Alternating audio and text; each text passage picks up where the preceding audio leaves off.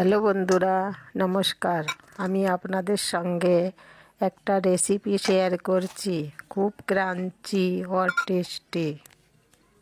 প্রথমে 1 কেজি ময়দা নিয়ে নিয়েছি, স্বাদ অনুসার নুন আর 200 গ্রাম ঘি।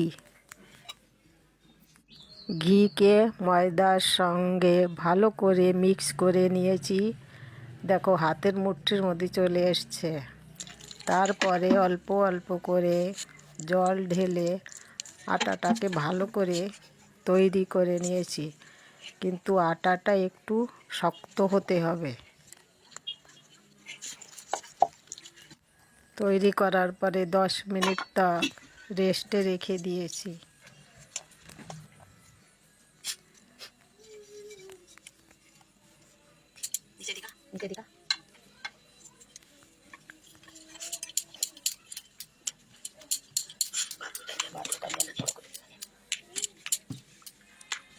এখন দেখো বন্ধুরা, গোল বানানোর পরে উপরে ঘি লাগানো হচ্ছে, আর তারপরে ভাজে ভাজে ঘি লাগানো হচ্ছে।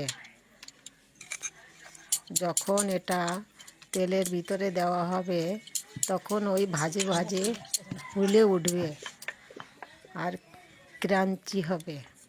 আর বেশি ফুলে উঠলে লুচি বেনে যাবে, এই কারণে ছিদ্র করে দেওয়া হচ্ছে।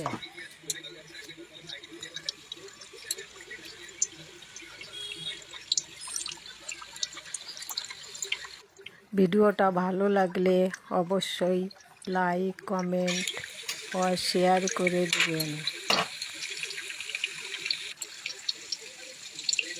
আর এটা একটু বেশি সময় রেখে লাল লাল করে ভেজে নেবেন।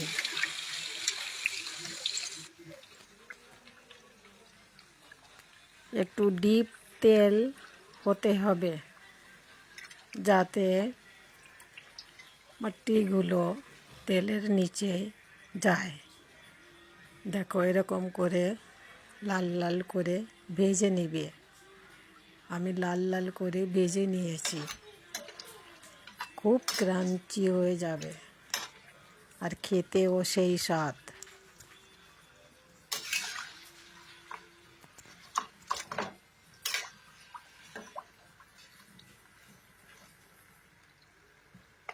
দেখো কত সুন্দর দেখতে।